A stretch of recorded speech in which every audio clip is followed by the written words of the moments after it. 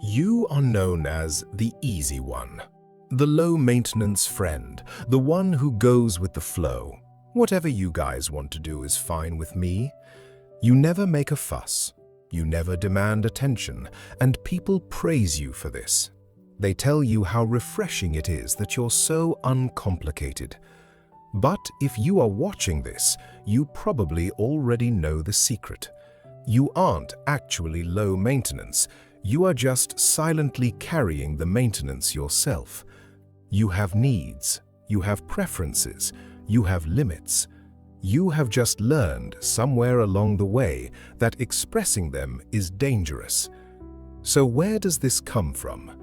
Like most psychological patterns, the low-maintenance persona is usually a survival strategy. It often begins in childhood.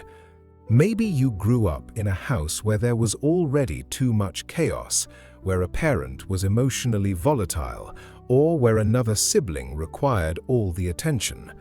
Your brain looked at the environment and made a calculation. There is no room here for my problems. If I want to be loved, I need to be easy. If I want to stay safe, I cannot be a burden. And so you became a master of shrinking.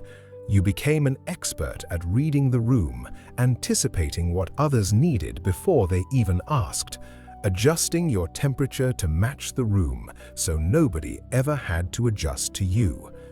The tragedy is that this strategy works. People do like you. They do keep you around, but it comes at a terrible cost. Because when you never ask for anything, people assume you don't need anything. The relationship becomes a one-way street. You become the designated listener, the therapist friend, the one who is always fine. And slowly, a quiet, toxic emotion begins to build inside you. Resentment. You start to feel unvalued. You start to wonder, if I stopped reaching out, would anyone even notice?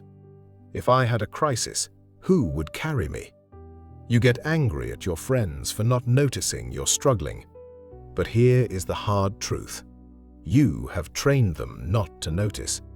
You have hidden your needs so well that you cannot blame people for failing to find them. You built the invisible wall, and now you are suffocating behind it. So, how do you break the pattern?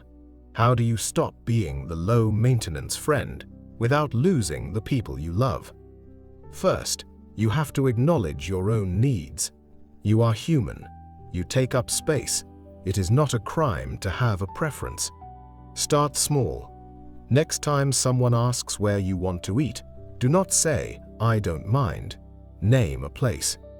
Next time you are tired, do not pretend you have energy to listen. Say, "I love you, but I don't have the capacity for this right now." This will feel terrifying. Your nervous system will tell you that you are being selfish, that you are about to be abandoned because you are breaking the survival rule you wrote as a child. But here is what will actually happen. The people who only liked you because you were a convenient, boundaryless mirror, they might leave. Let them, because being in a relationship with someone who has no needs isn't a friendship, it's a performance. True intimacy requires friction. It requires two real people with competing needs navigating the space between them. You do not have to earn your place in this world by being invisible. You do not have to pay rent in your relationships by being useful. You are allowed to be messy. You are allowed to be difficult sometimes. You are allowed to require maintenance. If this hit home and you're ready to start taking up a little more space, subscribe. We explore the psychology of these invisible patterns every week. It's time to stop shrinking.